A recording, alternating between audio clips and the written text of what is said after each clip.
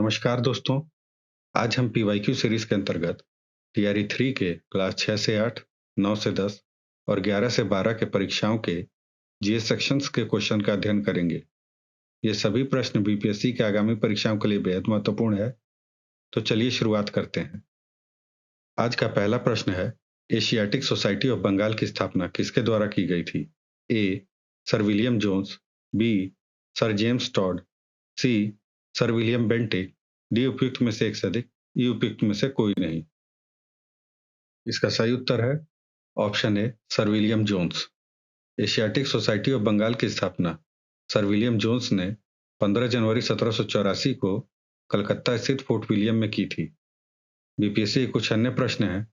Fort William college Calcutta की स्थापना, तो इसकी स्थापना 1800 ईस्वी में केवल भारतीय सिविल सेवकों के प्रशिक्षण हेतु किया गया था। भारत में ब्रिटिश साम्राज्य का संस्थापक लॉर्ड क्लाइव था। भारतीय राष्ट्रीय कांग्रेस के संस्थापक एओ ह्यूम थे। थियोसॉफिकल सोसाइटी की स्थापना मैडम एचपी ब्लाउट्स्की ने की थी। अगला प्रश्न है, निम्न ऑक्साइडों में कौन सा जल में घुलनशील है? A. CaO, B. ZnO, C. FeO, D उपयुक्त में से एक से अधिक, ई उपयुक्त में से कोई नहीं। इसका सही उत्तर है ऑप्शन ए, CaO अर्थात कैल्शियम ऑक्साइड। कैल्शियम ऑक्साइड जल में घुलनशील है। अन्य दोनों विकल्प जिंक और फेरस के ऑक्साइड हैं, और जैसा कि आप सभी जानते हैं, जिंक और लोहा धातु हैं और धातु आमतौर पर जल में नहीं घुलते हैं। बीपीएससी के कुछ अन्य प्रश्न हैं। अनबुझा चूना होता है CaO अर्थात कैल्शियम ऑक्साइड। कुछ धातु ऑक्साइड अम्ल और क्षार के साथ अभिक्रिया करके नमक और जल बनाते हैं। इन्हें उभयधर्मी ऑक्साइड कहते हैं। इनके उदाहरण है Al2O3 और ZnO।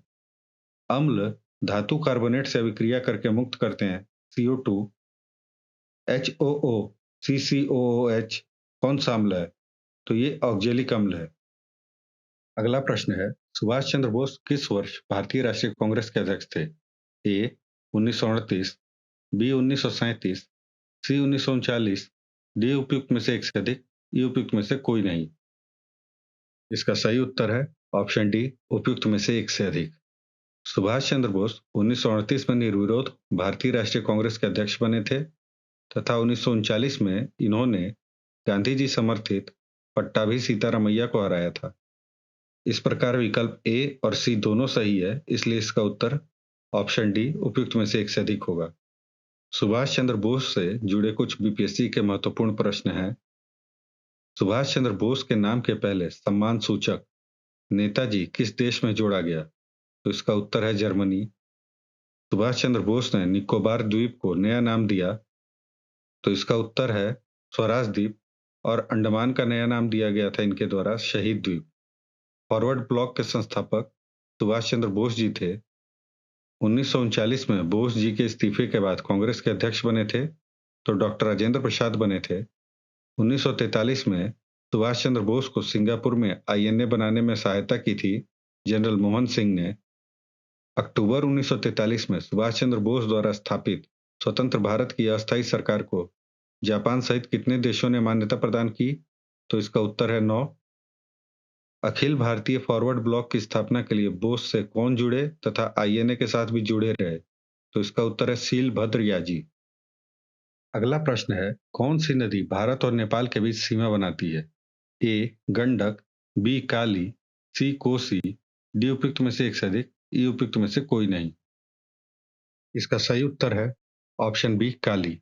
दिए गए विकल्पों में काली नदी भारत और नेपाल के बीच सीमा बनाती है। नदियों से जुड़े बीपीएससी द्वारा पूछे गए कुछ अन्य प्रश्न हैं। बिहार की पवित्र नदी फाल्गु किन नदियों के संगम से बनती है? तो इसका उत्तर है मोहना और लीलाजन नदी। नदियां जो बिहार और उत्तर प्रदेश के बीच सीमा रेखा बनाती है, तो इसका उत्तर है कर्मनासा, गंडक और घाघरा। बिहार सरकार की ऑर्गेनिक कॉरिडोर योजना के तहत किस नदी के किनारे जैविक कृषि को बढ़ावा दिया जाएगा? तो इसका उत्तर है गंगा नदी। त्रिवेणी नहर का निर्माण तो यह गंडक नदी पे किया गया है। सोन और गंगा नदी का संगम पटना में होता है। सोन और गंगा नदी के तट पर लगने वाला सोनपुर मेला कार्तिक पूर्णिमा के स्नान से प्रारंभ होकर 1 माह तक चलता है। बिहार के निम्न प्रशासनिक विभागीय जोड़ों में किस जोड़े में गंगा नदी नहीं बहती है? विकल्प दिए गए हैं दरभंगा मुंगेर, पूर्णिया भागलपुर, तिरहुत सारण और कोसी मगध। दिए गए विकल्पों में से कोसी मगध के प्रशासनिक विभागीय जोड़ों में गंगा नदी नहीं बहती है, जबकि दरभंगा मुंगेर, पूर्णिया भागलपुर, तिरहुत सारण के प्रशासनिक विभागीय जोड़े में बहती है। अगला प्रश्न है, विज्ञान और प्रौद्योगिकी मंत्रालय ने हाल ही में विज्ञान, प्रौद्योगिकी और नवाचार के क्षेत्र में राष्ट्रीय पुरस्कारों के एक नए सेट की घोषणा की, जिसे राष्ट्रीय विज्ञान पुरस्कार के नाम से जाना जाता है, जिसके लिए सभी श्रेणियों के पुरस्कारों के लिए पुरस्कार समारोह हर साल आयोजित किया जाएगा। ए 11 मई राष्ट्रीय प्रौद्योगिकी दिवस के दिन, बी 28 फरवरी राष्ट्रीय विज्ञान दिवस के दिन, सी 23 अगस्त राष्ट्रीय अंतरिक्ष दिवस के दिन, डी उपयुक्त में से एक से अधिक, उपयुक्त में से कोई नहीं। इसका सही उत्तर है ऑप्शन सी 23 अगस्त राष्ट्रीय अंतरिक्ष दिवस के दिन। विज्ञान और प्रौद्योगिकी मंत्रालय ने हाल ही में विज्ञान, प्रौद्योगिकी और नवाचार के क्षेत्र में राष्ट्रीय पुरस्कारों के एक नए सेट की घोषणा की है, जिसे राष्ट्रीय विज्ञान पुरस्कार के नाम से जाना जाता है। इसका आयोजन हर साल 23 अगस्त राष्ट्रीय अंतरिक्ष दिवस के दिन किया जाएगा। अगला प्रश्न है, श्वास प्रक्रिया के लिए निम्न में से कौन सा कथन सत्य है? ए ऊर्जा स्रावित होती है तथा एडीपी के रूप में भंडारित होती है। बी ऊर्जा स्रावित होती है और एटीपी के रूप में भंडारित होती है। सी ऊर्जा कभी स्रावित नहीं होती है। डी उपयुक्त में से एक से अधिक, उपयुक्त में से कोई नहीं। इसका सही उत्तर है ऑप्शन बी, ऊर्जा स्रावित होती है तथा एटीपी के रूप में भंडारित होती है। श्वास प्रक्रिया के लिए दिए गए विकल्पों में सत्य है कि ऊर्जा स्रावित होती है तथा एटीपी के रूप में भंडारित होती है। अगला प्रश्न है, मैग्नीज का उपयोग कहाँ किया जाता है? ए फोटोग्राफी उद्योग, बी बैटरी उत्पादन, सी माचिस उद्योग, डी उपयुक्त में से एक से अधिक, उपयुक्त में से कोई नहीं। इसका सही उत्तर है ऑप्शन डी, उपयुक्त में से एक से अधिक। मैग्नीज का उपयोग दिए गए तीनों विकल्पों में फोटोग्राफी उद्योग, बैटरी उत्पादन और माचिस उद्योग में किया जाता है, इसलिए इसका उत्तर ऑप्शन डी, उपयुक्त में से एक से अधिक होगा। अगला प्रश्न है, केंद्रीय विधानसभा में हानि रहित बम किसने फेंके? ए बटुकेश्वर दत्त, बी चंद्रशेखर आजाद, सी जतिन दास, डी उपयुक्त में से एक से अधिक, उपयुक्त में से कोई नहीं। इसका सही उत्तर है option A Batukeshwar Dutt. BPSC के कुछ अन्य प्रश्न हैं, केंद्रीय विधानसभा में हानि रहित बम किसने फेंके? तो इसका उत्तर है बटुकेश्वर दत्त और भगत सिंह ने। बम फेंकते समय भगत सिंह की उम्र 21 साल से थोड़ा ज्यादा थी। सुखदेव, भगत सिंह तथा राजगुरु को किस तारीख को फांसी दी गई? तो 23 मार्च 1931 को। सरदार उधम सिंह ने किसे मारा? तो इसका उत्तर है माइकल ओडॉयर को लंदन में 13 मार्च 1940 को।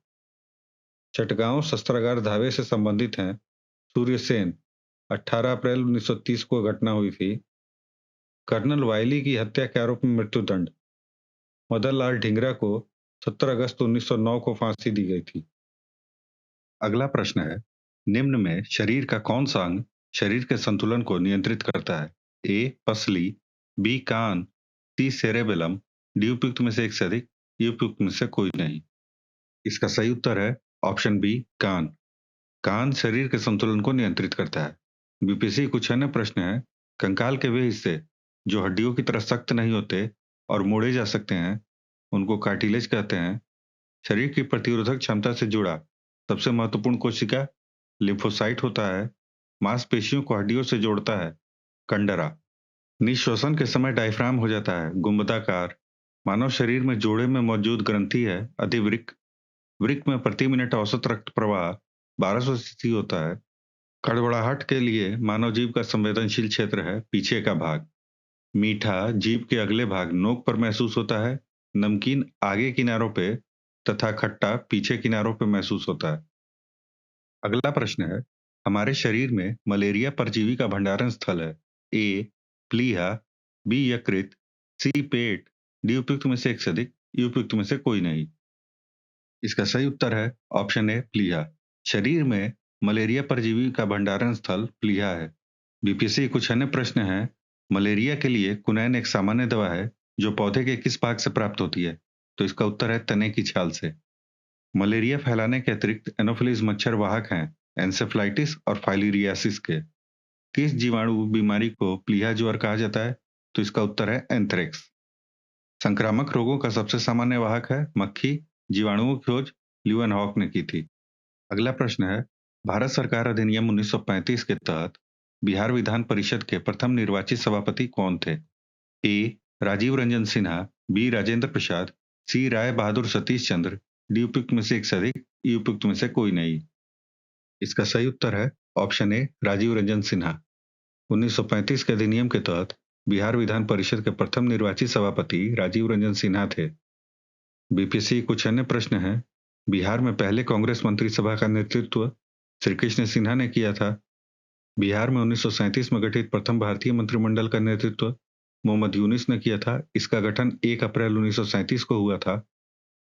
किसके प्रयत्नों से बिहार प्रांतीय कांग्रेस का दूसरा अधिवेशन हुआ? तो इसका उत्तर है श्री दीप नारायण सिंह। ये भागलपुर के थे। लॉर्ड सिन्हा ने 1921 में कहां के गवर्नर पद से त्यागपत्र दिया? तो इसका उत्तर है बिहार ओडिशा। अगला प्रश्न है, प्राकृतिक संसाधनों के संरक्षण के लिए अफ्रीकी सम्मेलन किस वर्ष आयोजित किया गया था? ए 1980, बी 1960, सी 1968, डी 1990, ई उपयुक्त में से कोई नहीं। इसका सही उत्तर है ऑप्शन सी 1968। प्राकृतिक संसाधनों के संरक्षण के लिए अफ्रीकी सम्मेलन 1968 में आयोजित किया गया था। अगला प्रश्न है, भारत में पानी का सर्वाधिक उपयोग किस प्रयोजन के लिए किया जाता है? ए उद्योग, बी सिंचाई, सी घरेलू, डी उपयुक्त में से एक से अधिक, उपयुक्त में से कोई नहीं। इसका सही उत्तर है ऑप्शन बी सिंचाई। भारत में पानी का सर्वाधिक उपयोग सिंचाई के लिए किया जाता है। अगला प्रश्न है, बिहार दिवस खाली स्थान मनाया जाता है? ए 22 मार्च को बंगाल प्रेसिडेंसी से अलग होने के उपलक्ष्य में, बी 22 मार्च को मुगल प्रेसिडेंसी से अलग होने की स्मृति में, सी 22 मार्च को कलकत्ता प्रेसिडेंसी से अलग होने के उपलक्ष्य में, डी उपयुक्त में से एक से अधिक, ई उपयुक्त में से कोई नहीं। इसका सही उत्तर है ऑप्शन ए 22 मार्च को बंगाल प्रेसिडेंसी से अलग होने के उपलक्ष्य में। बिहार दिवस हर साल 22 मार्च को मनाया जाता है बंगाल प्रेसिडेंसी से अलग होने के उपलक्ष्य में। अगला प्रश्न है, कांग्रेस सोशलिस्ट पार्टी सीएसपी का गठन किस वर्ष हुआ था? ए 1932, बी 1930, सी 1934, डी उपयुक्त में से एक से अधिक, ई उपयुक्त में से कोई नहीं। इसका सही उत्तर है option C 1934। Congress Socialist Party CSP का गठन 1934 में हुआ था। इसके अध्यक्ष आचार्य नरेंद्र देव और सचिव जयप्रकाश नारायण थे। अगला प्रश्न है, निम्न में कौन सा कोलाइड नहीं है? ए रक्त, बी धुआं, सी सिरका, डी उपयुक्त में से एक से अधिक, ई उपयुक्त में से कोई नहीं। इसका सही उत्तर है ऑप्शन सी सिरका। दिए गए विकल्पों में सिरका कोलाइड नहीं है, जबकि रक्त और धुआं कोलाइड है। कोलाइड्स में एक पदार्थ के कण दूसरे पदार्थ में समान रूप से फैले होते हैं, लेकिन वो इतने छोटे नहीं होते कि वे वास्तविक विलयन बना सकें। अगला प्रश्न है, विश्व का कौन सा देश अपने संविधान में गर्भपात का अधिकार सुनिश्चित करने वाला पहला देश बना? ए फ्रांस, बी संयुक्त राज्य अमेरिका, सी डेनमार्क, डी उपयुक्त में से एक से अधिक, ई उपयुक्त में से कोई नहीं। इसका सही उत्तर है ऑप्शन ए फ्रांस। अपने संविधान में गर्भपात का अधिकार सुनिश्चित करने वाला पहला देश फ्रांस बना है। अगला प्रश्न है, प्रकाश की ओर पौधों के झुकाव का मुख्य कारण है? ए मूलाग्र पर ऑक्सीजन की सांद्रता, बी प्ररोह के छायादार भाग की ओर ऑक्सीजन का विसरण, सी प्ररोह छोर पर ऑक्सीजन की सांद्रता, डी उपयुक्त में से एक से अधिक, ई उपयुक्त में से कोई नहीं। इसका सही उत्तर है ऑप्शन बी प्ररोह के छायादार भाग की ओर ऑक्सीजन का विसरण। प्रकाश की ओर पौधों के झुकाव का मुख्य कारण है प्ररोह के छायादार भाग की ओर ऑक्सीजन का विसरण। अगला प्रश्न है, भारत में घड़ियाल प्रजनन केंद्र कहाँ स्थापित किया गया है? ए सुंदरबन वेस्ट बंगाल, बी मुरैना मध्य प्रदेश, सी कॉर्बेट उत्तराखंड, डी उपयुक्त में से एक से अधिक, ई उपयुक्त में से कोई नहीं। इसका सही उत्तर है ऑप्शन बी मुरैना मध्य प्रदेश। भारत में घड़ियाल प्रजनन केंद्र मुरैना मध्य प्रदेश में स्थापित किया गया है। अगला प्रश्न है, भारत के राष्ट्रीय पुस्तकालय ने अपनी यात्रा किसके उद्घाटन के साथ शुरू की? ए मार्च 1837 में कलकत्ता पब्लिक लाइब्रेरी, बी मार्च 1836 में कलकत्ता पब्लिक लाइब्रेरी, सी मार्च 1838 में कलकत्ता पब्लिक लाइब्रेरी, डी उपयुक्त में से एक से अधिक, ई उपयुक्त में से कोई नहीं। इसका सही उत्तर है ऑप्शन बी, मार्च 1836 में कलकत्ता पब्लिक लाइब्रेरी। भारत के राष्ट्रीय पुस्तकालय ने अपनी यात्रा मार्च 1836 में कलकत्ता पब्लिक लाइब्रेरी के उद्घाटन के साथ शुरू की।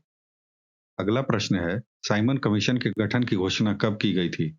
ए 8 नवंबर 1928, बी 8 दिसंबर 1927, सी 8 नवंबर 1929, डी उपयुक्त में से एक से अधिक, ई उपयुक्त में से कोई नहीं। इसका सही उत्तर है ऑप्शन ई, उपयुक्त में से कोई नहीं। साइमन कमीशन का गठन 8 नवंबर 1927 को हुआ था, जो कि विकल्प में नहीं दिया गया है, इसलिए इसका सही उत्तर ऑप्शन ई, उपयुक्त में से कोई नहीं होगा। बीपीएससी का एक अन्य प्रश्न है, साइमन कमीशन के अध्यक्ष कौन थे? तो इसका उत्तर है sir John Simon. Simon commission का गठन 8 नवंबर 1927 को हुआ था तथा ये भारत 3 फरवरी 1928 को पहुंचा था। इसके विरोध का कारण था कि इसमें एक भी भारतीय सदस्य नहीं थे। अगला प्रश्न है, भारत में ज्वारीय एवं तरंग ऊर्जा उत्पादन के लिए अधिक अनुकूल परिस्थितियां कहाँ पाई जाती हैं? ए कच्छ की खाड़ी, बी मन्नार खाड़ी, सी खंबात खाड़ी, डी गंगा नदी, ई उपयुक्त में से कोई नहीं। इसका सही उत्तर है ऑप्शन सी, खंबात खाड़ी। भारत में ज्वारीय तथा तरंग ऊर्जा उत्पादन के लिए अधिक अनुकूल परिस्थितियां खंबात खाड़ी में पाई जाती हैं। बीपीएससी के कुछ अन्य प्रश्न हैं, महासागर में ऊंची जल तरंगें कैसे उत्पन्न होती हैं? तो इसका उत्तर है चंद्रमा से। भारत में शक्तिशाली अल नीनो कारण है सूखे का, प्रवाल भित्ति नहीं पाई जाती है कैम्बे की खाड़ी में। अगला प्रश्न है, निम्न में कौन सा गैर ओहमिक प्रतिरोध का प्रतिनिधित्व करता है? ए नाइक्रोम, बी टॉर्च बल्ब, सी तांबा, डी उपयुक्त में से एक से अधिक, ई उपयुक्त में से कोई नहीं। इसका सही उत्तर है ऑप्शन बी, टॉर्च बल्ब। दिए गए विकल्पों में टॉर्च बल्ब गैर ओहमिक प्रतिरोध का प्रतिनिधित्व करता है।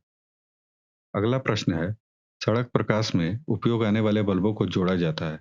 ए श्रेणी क्रम में, बी समांतर क्रम में, सी दोनों श्रेणी तथा समांतर क्रम में, डी उपयुक्त में से एक से अधिक, ई उपयुक्त में से कोई नहीं। इसका सही उत्तर है ऑप्शन बी, समानांतर क्रम में। सड़क प्रकाश में उपयोग आने वाले बल्बों को समांतर क्रम में जोड़ा जाता है। अगला प्रश्न है, झारखंड का घाटशिला किस खनिज उत्पादन के लिए प्रसिद्ध है? ए बक्साइट, बी तांबा, सी अभ्रक, डी उपयुक्त में से एक से अधिक, ई उपयुक्त में से कोई नहीं। इसका सही उत्तर है ऑप्शन बी, तांबा। झारखंड का घाटशिला तांबा उत्पादन के लिए प्रसिद्ध है। बीपीएससी के कुछ अन्य प्रश्न हैं, भारत में प्रथम कोयला खान खोदी गई रानीगंज में। भूमिगत कोयले का दहन झारखंड में होता है। पश्चिमी सिंहभूम में स्थित चिड़िया का प्रसिद्ध विशेषता लौह यश खनन है। राजस्थान का खेतड़ी खदान तांबा उत्पादन के लिए मशहूर है। तुमालापल्ली खदान, जिसे दुनिया का सबसे बड़ा यूरेनियम का भंडार माना जाता है, आंध्र प्रदेश में स्थित है। रबड़ के उत्पादन में अग्रणी राज्य केरल है। अगला प्रश्न है, जिंक ऑक्साइड का साधारण रूप से किसके उत्पादन में उपयोग होता है? ए पेंट, बी विस्फोटकों, सी घोलकों, डी उपयुक्त में से एक से अधिक, ई उपयुक्त में से कोई नहीं। इसका सही उत्तर है option A, paint. Zinc oxide का साधारण रूप में पेंट के उत्पादन में उपयोग होता है। बीपीएससी के कुछ अन्य प्रश्न हैं, हल्के बुलेट प्रूफ जैकेट या हेलमेट बनाने में उपयोग किया जाने वाला फाइबर है केवलार। फर्श टाइल्स बनाने में उपयोग किए जाने वाला मेलामाइन है थर्मोसेटिंग प्लास्टिक। सीमेंट का मुख्य घटक होता है, तो इसका उत्तर है चूना पत्थर।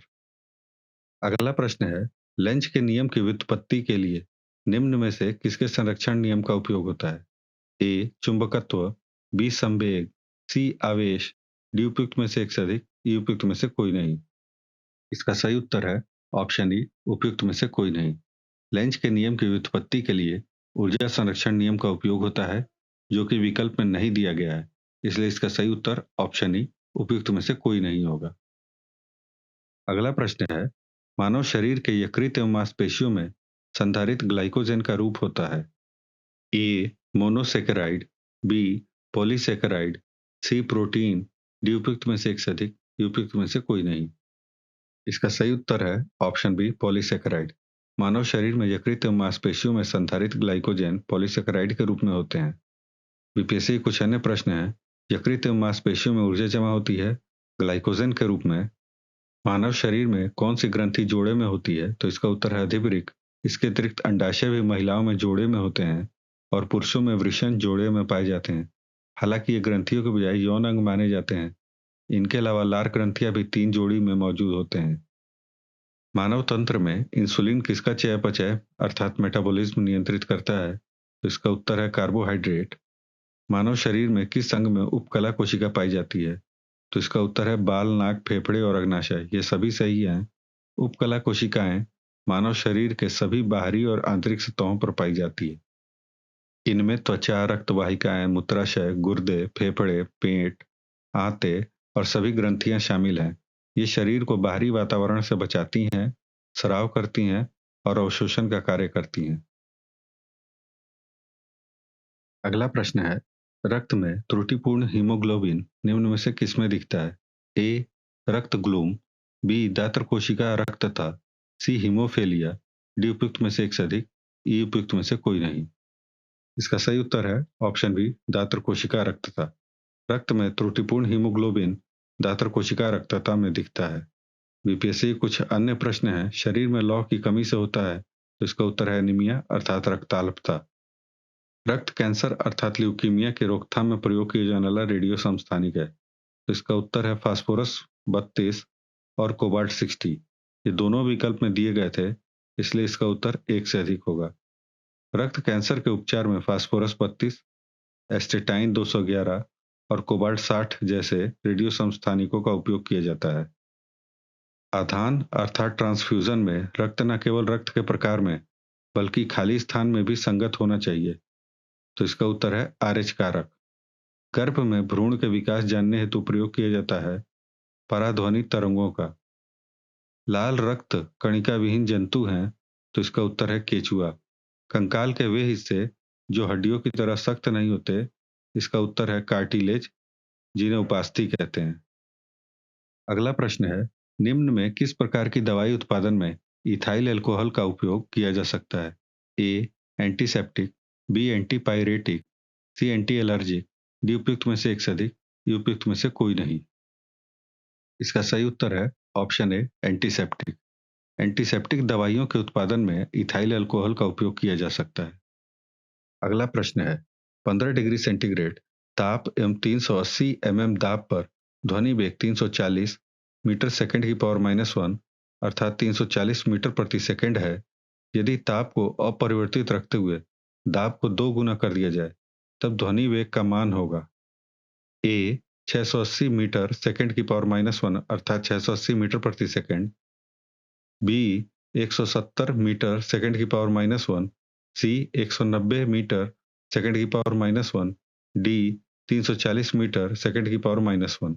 ई उपयुक्त में से कोई नहीं। इसका सही उत्तर है ऑप्शन डी 340 मीटर सेकंड की पावर -1। तापमान के अपरिवर्तित रहने पर वायु में ध्वनि का वेग दाब में परिवर्तन से प्रभावित नहीं होता है। इसलिए यदि दाब को दोगुना कर दिया जाए तो भी ध्वनि वेग 340 मीटर प्रति सेकंड ही रहेगा।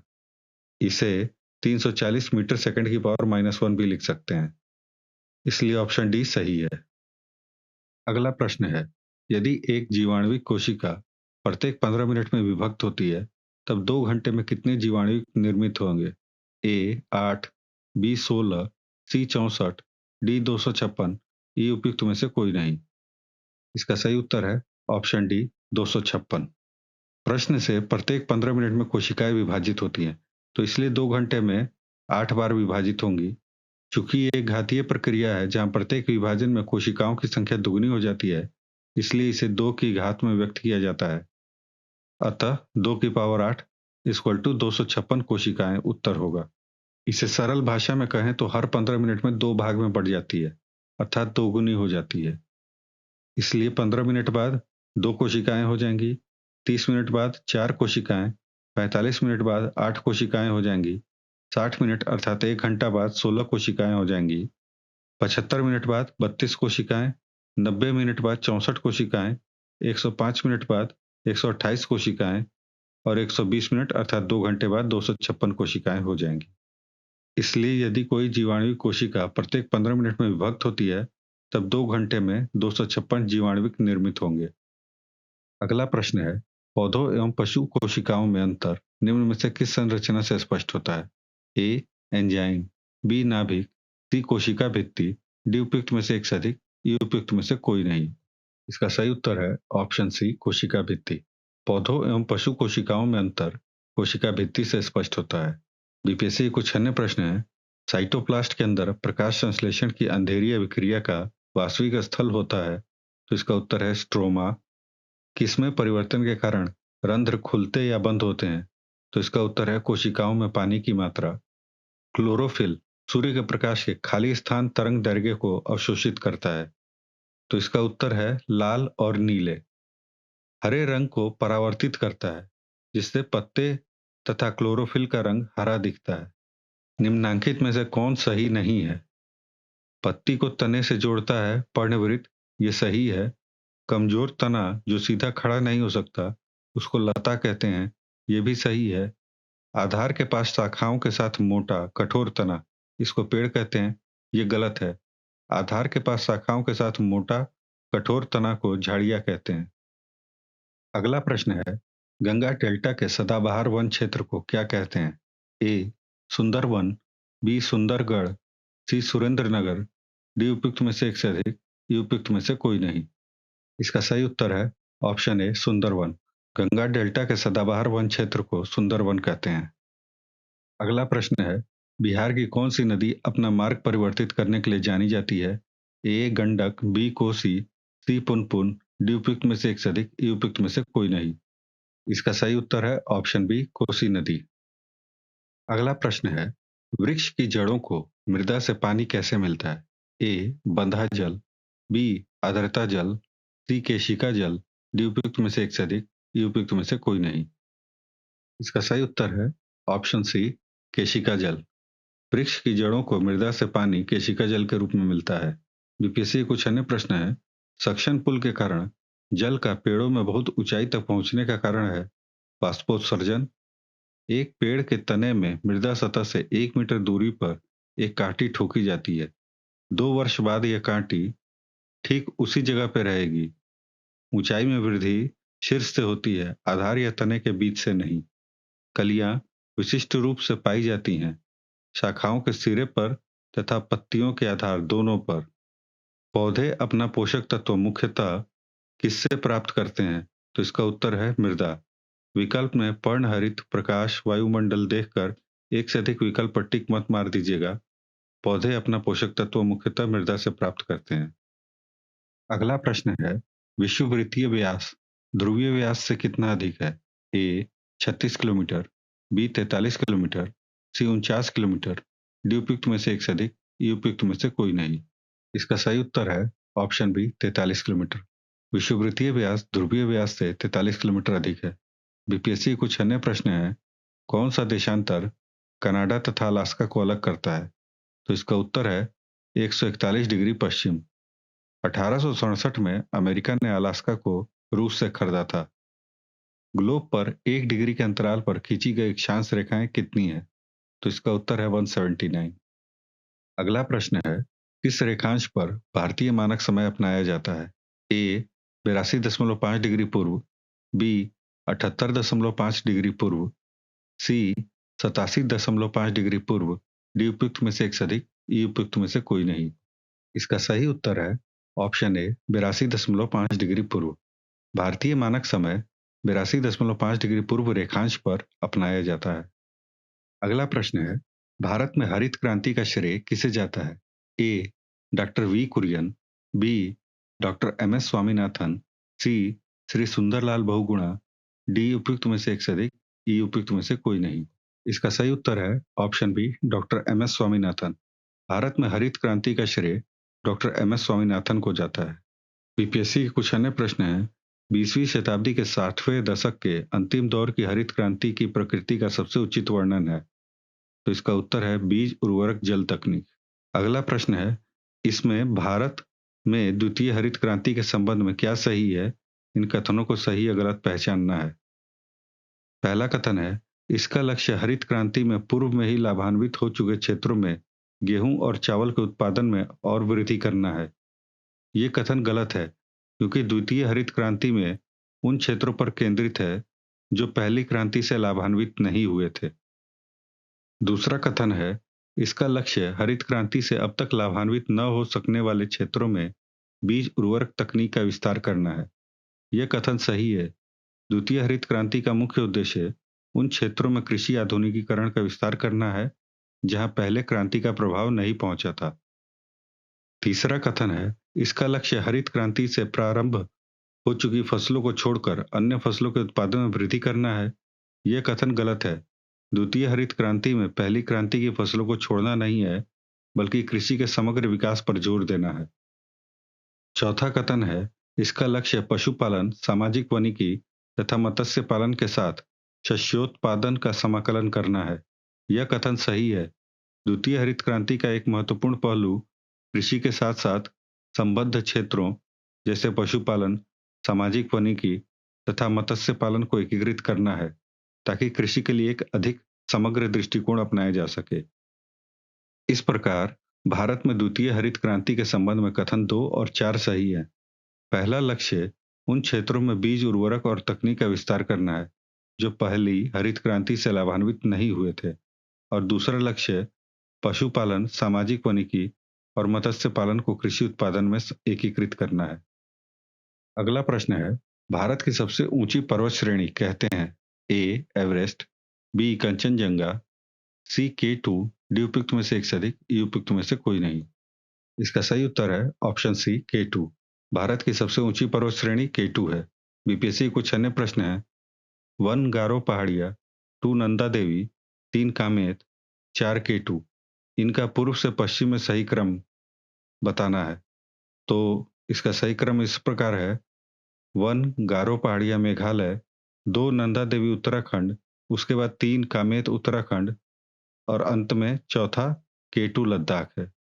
किस पर पर्वत श्रेणी को अटल टनल पार करती है? तो इसका उत्तर है पूर्वी पीर पंजाल। कन्याकुमारी से सटी पहाड़ियां हैं कार्डेमम पहाड़ियां।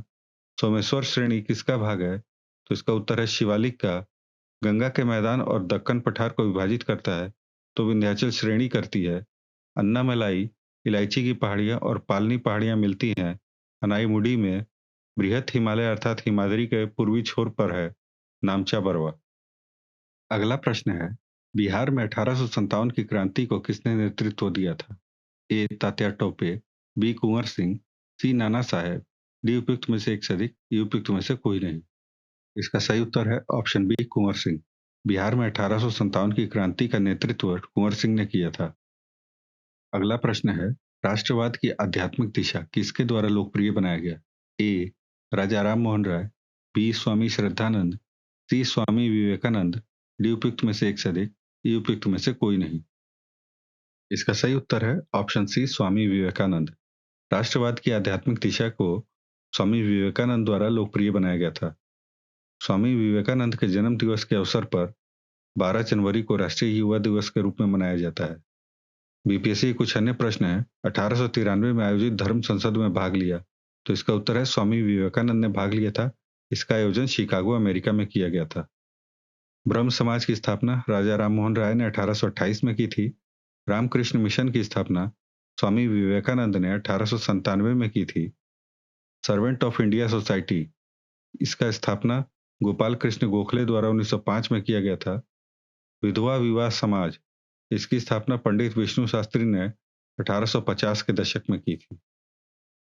अगला प्रश्न है, भारत के स्वतंत्रता आंदोलन के दौरान गहन राष्ट्रवादी विचारों को किस समाचार पत्र के द्वारा प्रचारित किया गया था?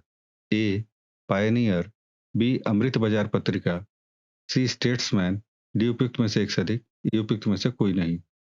इसका सही उत्तर है ऑप्शन बी अमृत बाजार पत्रिका। भारत के स्वतंत्रता आंदोलन के दौरान गहन राष्ट्रवादी विचारों को अमृत बाजार पत्रिका द्वारा प्रचारित किया जाता था। बीपीएससी कुछ अन्य प्रश्न है, अंग्रेजी नीतियों की आलोचक कृति गरीब हिंदुस्तान, जिसे बिहार में 1930 में अंग्रेजों ने प्रतिबंधित किया था, के लेखक हैं? तो इसका उत्तर है मोहम्मद वली हसन। गरीब हिंदुस्तान का प्रकाशन उर्दू में हुआ था। बिहार में प्रकाशित प्रथम हिंदी दैनिक समाचार पत्र, तो इसका उत्तर है सर्वहितैषी 1890 में। बिहार में प्रकाशित प्रथम हिंदी समाचार पत्र, तो इसका उत्तर है बिहार बंधु 1872 में। यह साप्ताहिक पत्र था। बिहार में प्रकाशित प्रथम हिंदी दैनिक समाचार पत्र सर्वहितैषी है और प्रकाशित प्रथम हिंदी समाचार पत्र जो कि एक साप्ताहिक पत्र था तो वो बिहार बंधु है। पटना में प्रकाशित होने वाला प्रथम अंग्रेजी अखबार द बिहार हेराल्ड है। इसका प्रकाशन 1875 से शुरू हुआ था। 1875 में बिहार हेराल्ड का आरंभ किया था बाबू गुरु प्रसाद सेन ने। बिहार में सर्चलाइट समाचार पत्र के संपादक थे मुरली मनोहर प्रसाद। मदरलैंड का प्रकाशन मजहरुल हक ने किया था। अगला प्रश्न है 1918 में अहमदाबाद के मिल मालिकों और मजदूरों के मध्य विवाद में किसने हस्तक्षेप किया था? ए वल्लभ भाई पटेल, बी महात्मा गांधी, सी जमशेदजी टाटा, डी उपयुक्त में से एक से अधिक, ई उपयुक्त में से कोई नहीं। इसका सही उत्तर है ऑप्शन बी महात्मा गांधी। 1918 में अहमदाबाद के मिल मालिकों और मजदूरों के मध्य विवाद में महात्मा गांधी ने हस्तक्षेप किया था। अगला प्रश्न है बिहार के किस वामपंथी नेता ने बिहार प्रांतीय किसान सभा को लोकप्रिय बनाया था? नाम बताइए। ए कार्यानंद शर्मा, बी वधवा राम, सी पीसी जोशी, डी उपयुक्त में से एक से अधिक, ई उपयुक्त में से कोई नहीं। इसका सही उत्तर है ऑप्शन ए कार्यानंद शर्मा। बिहार के वामपंथी नेता कार्यानंद शर्मा ने बिहार प्रांतीय किसान सभा को लोकप्रिय बनाया था। अगला प्रश्न है मुद्दीमन कमेटी को किसकी कार्यप्रणाली पर रिपोर्ट देने के लिए नियुक्त किया था? ए द्वैत प्रणाली, बी सांप्रदायिक प्रतिनिधित्व, सी संघवाद, डी उपयुक्त में से एक से अधिक, ई उपयुक्त में से कोई नहीं। इसका सही उत्तर है ऑप्शन ए द्वैत प्रणाली। मुद्दीमन कमेटी को 1919 के भारत सरकार अधिनियम के तहत स्थापित भारतीय संविधान पर द्वैत शासन की कार्यप्रणाली की जांच के लिए नियुक्त किया गया था। अगला प्रश्न है भारत में यह महान एकता करता था जिसने केवल दूसरों को सहिष्णु ही नहीं बनाया अपितु उनको अपने मित्रों और साथियों में आपसी जिम्मेदारी के साथ भी स्वीकार्य करवाया था। ये किसने कहा? ए सुभाष चंद्र बोस, बी बाल गंगाधर तिलक, सी राजेंद्र प्रसाद, डी उपयुक्त में से एक से अधिक, ई उपयुक्त में से कोई नहीं। इसका सही उत्तर है ऑप्शन ई उपयुक्त में से कोई नहीं। यह बात भारत के प्रथम राष्ट्रपति डॉक्टर राजेंद्र प्रसाद ने सरदार वल्लभ भाई पटेल की प्रशंसा में कहा था। अगला प्रश्न है देश के बाहर स्वतंत्र भारत की अस्थायी सरकार को संगठित करने में कौन आगे बढ़ा? ए राजा महेंद्र प्रताप, बी रास बिहारी बोस, सी सुभाष चंद्र बोस, डी उपयुक्त में से एक से अधिक, ई उपयुक्त में से कोई नहीं। इसका सही उत्तर है ऑप्शन बी रास बिहारी बोस। देश के बाहर स्वतंत्र भारत की अस्थायी सरकार को संगठित करने में रास बिहारी बोस का बहुत बड़ा योगदान था। अगला प्रश्न है प्रतिरोध आर के किसी तार के टुकड़े 5 बराबर भागों में काटे जाते हैं। इन टुकड़ों को फिर पार्श्वक्रम में संयोजित कर देते हैं। यदि संयोजन का तुल्य प्रतिरोध R1 है तो R/R1 अनुपात का मान क्या होगा? ए 1/25, बी 1/5, सी 25, डी उपयुक्त में से एक से अधिक, ई उपयुक्त में से कोई नहीं। इसका सही उत्तर है ऑप्शन सी 25। अगला प्रश्न है 8 ओम प्रतिरोध का कोई विद्युत हीटर विद्युत मेंस में 2 घंटे तक 15 एम्पीयर विद्युत धारा लेता है।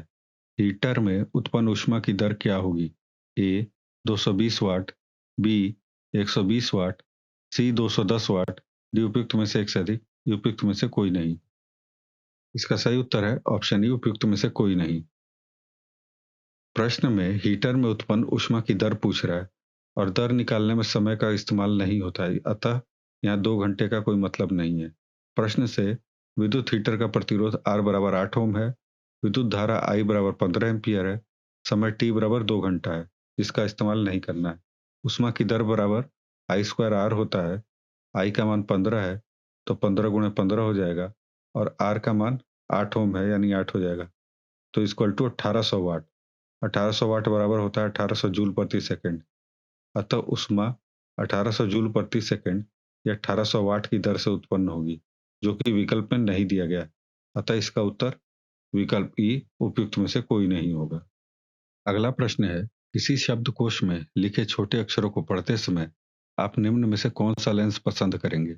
ए 50 सेंटीमीटर फोकस दूरी का उत्तल लेंस, बी 50 सेंटीमीटर फोकस दूरी का अवतल लेंस, सी 5 सेंटीमीटर फोकस दूरी का अवतल लेंस, डी उपयुक्त में से एक से अधिक, ई उपयुक्त में से कोई नहीं।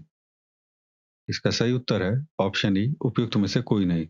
शब्दकोश के छोटे अक्षरों को पढ़ने के लिए कम फोकस दूरी वाला उत्तल लेंस का प्रयोग किया जाता है। जैसे कि 5 सेमी फोकस दूरी वाला उत्तल लेंस। अगला प्रश्न है, निम्नलिखित में से किस भाग पर किसी वस्तु का प्रतिबिंब बनाते हैं? ए कार्निया, बी परितारिका, सी दृष्टिपटल, डी उपयुक्त में से एक से अधिक, ई उपयुक्त में से कोई नहीं।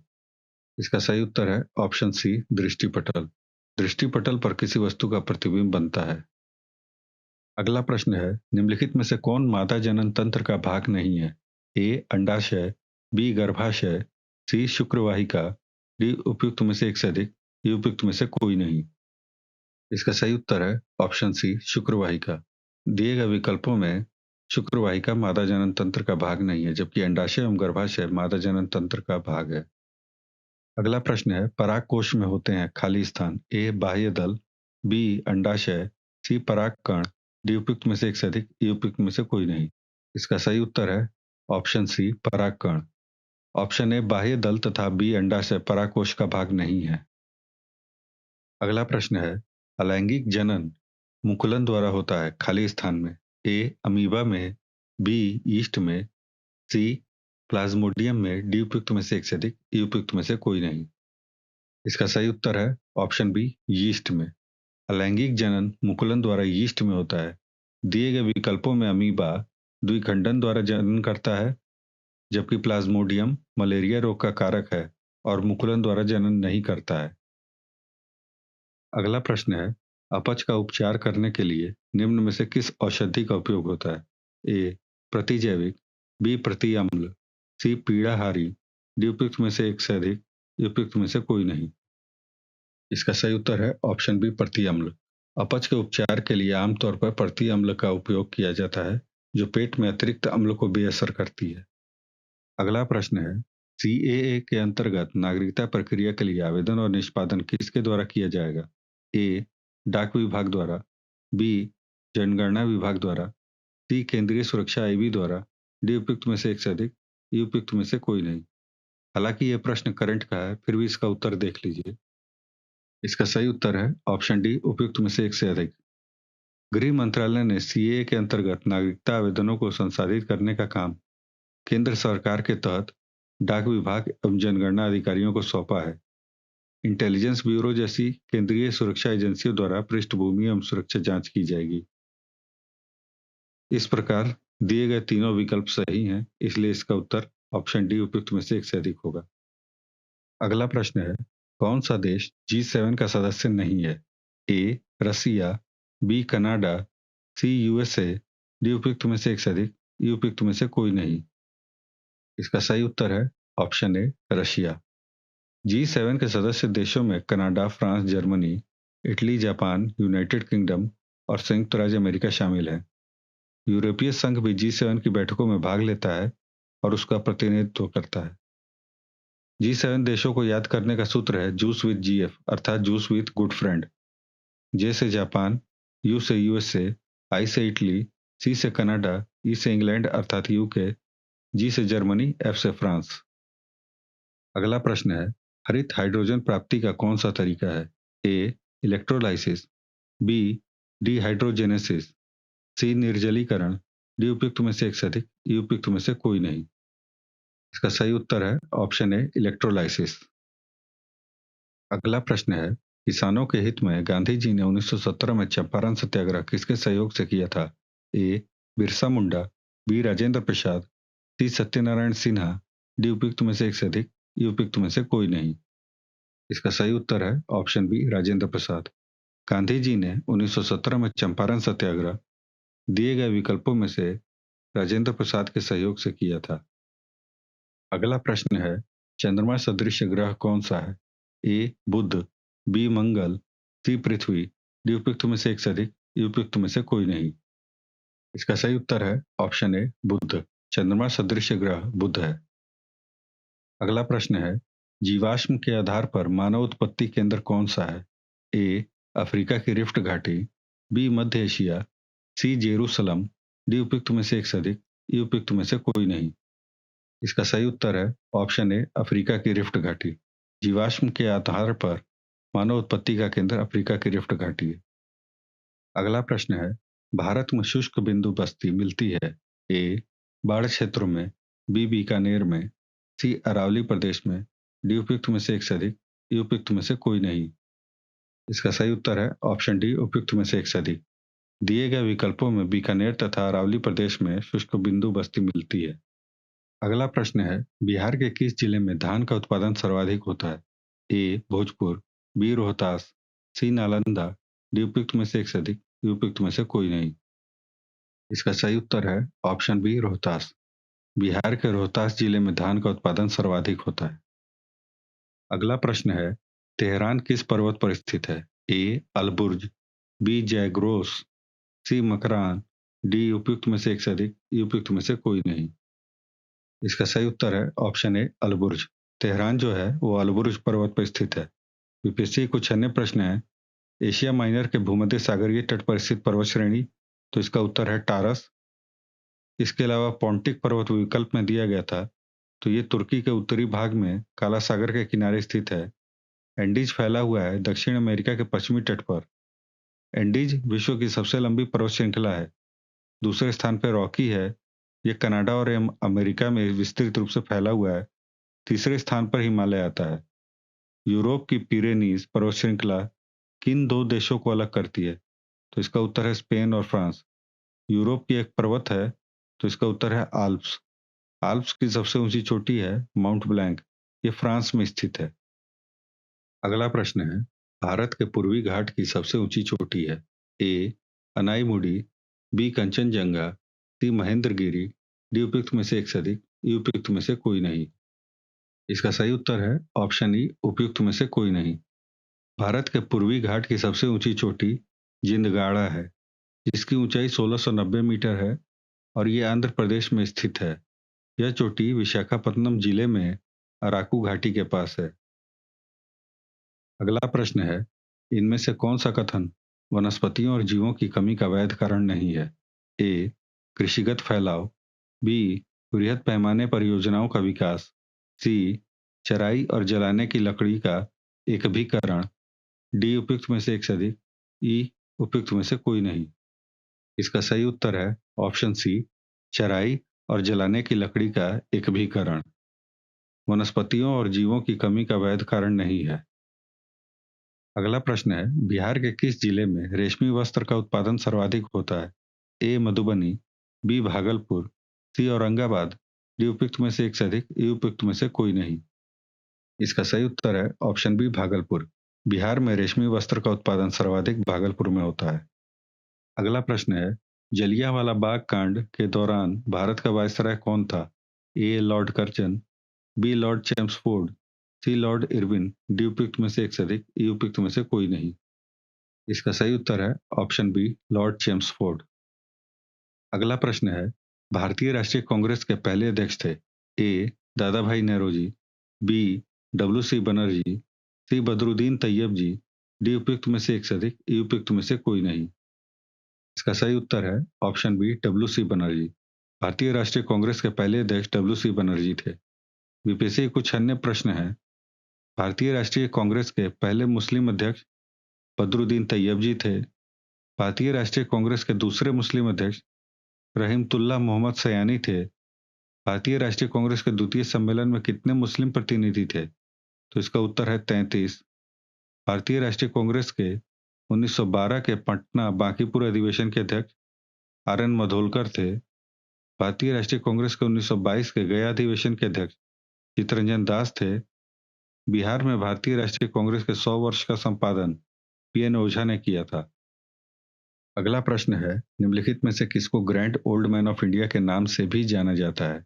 ए बाल गंगाधर तिलक, बी दादा भाई नेहरूजी, सी गोपाल कृष्ण गोखले, डी उपयुक्त में से एक से अधिक, ई उपयुक्त में से कोई नहीं। इसका सही उत्तर है option B Dadabhai Naoroji. Grand old man of India के नाम से दादा भाई नेहरूजी को जाना जाता है। यूपीएससी कुछ अन्य प्रश्न है, कांग्रेस के 1906 के कलकत्ता अधिवेशन में भारत के स्वराज का झंडा फहराया गया दादा भाई नेहरूजी द्वारा। Poverty and un British rule in India के लेखक दादा भाई नेहरूजी हैं। रहनुमाई मजदायन सभा के संस्थापक दादा भाई नेहरूजी है। ब्रिटिश हाउस ऑफ कॉमन्स में चुने जाने वाले दादा भाई नेहरूजी प्रथम भारतीय थे। उन्होंने किस दल के टिकट पर चुनाव लड़ा? तो इसका उत्तर है उदारवादी दल। राजनीतिक सुधारों को लेकर विरोध करने वाले प्रथम भारतीय दादा भाई नौरोजी थे। अगला प्रश्न है, निम्नलिखित में से कौन से आंदोलन एम.के. गांधी द्वारा शुरू किए गए थे? ए. भारत छोड़ो आंदोलन, बी. असहयोग आंदोलन, सी. स्वदेशी आंदोलन, डी. उपयुक्त में से एक से अधिक, ई. उपयुक्त में से कोई नहीं। इसका सही उत्तर है ऑप्शन डी, उपयुक्त में से एक से अधिक। महात्मा गांधी द्वारा दिए गए विकल्पों में भारत छोड़ो आंदोलन और असहयोग आंदोलन शुरू किया गया था। अगला प्रश्न है, बारदोली सत्याग्रह का नेता कौन था? ए. सरदार वल्लभ भाई पटेल, बी. बाल गंगाधर तिलक, सी. जवाहरलाल नेहरू, डी. उपयुक्त में से एक से अधिक, ई. उपयुक्त में से कोई नहीं। इसका सही उत्तर है ऑप्शन ए, सरदार वल्लभ भाई पटेल। बारदोली सत्याग्रह के प्रमुख नेता सरदार वल्लभ भाई पटेल थे। अगला प्रश्न है, निम्नलिखित में से कौन होम रूल आंदोलन से संबद्ध नहीं था? A. Annie Besant, B. Bal Gangadhar Tilak, C. Sarojini Naidu, D. उपयुक्त में से एक से अधिक, ई. उपयुक्त में से कोई नहीं। इसका सही उत्तर है ऑप्शन ई, उपयुक्त में से कोई नहीं। चूंकि option A, B, C, Annie Besant, Bal Gangadhar तिलक और सरोजिनी नायडू ये तीनों होम रूल आंदोलन से संबद्ध थे और प्रश्न में नहीं पूछ रहा है, इसलिए इसका उत्तर ऑप्शन ई, उपयुक्त में से कोई नहीं होगा। आज का अंतिम प्रश्न है, 1936 में अखिल भारतीय किसान सभा AIKS की स्थापना बिहार में किसके नेतृत्व में हुई थी? ए. Doctor Rajendra Prasad, B. जयप्रकाश नारायण, सी. स्वामी सहजानंद सरस्वती, डी. उपयुक्त में से एक से अधिक, ई. उपयुक्त में से कोई नहीं। इसका सही उत्तर है ऑप्शन सी, स्वामी सहजानंद सरस्वती।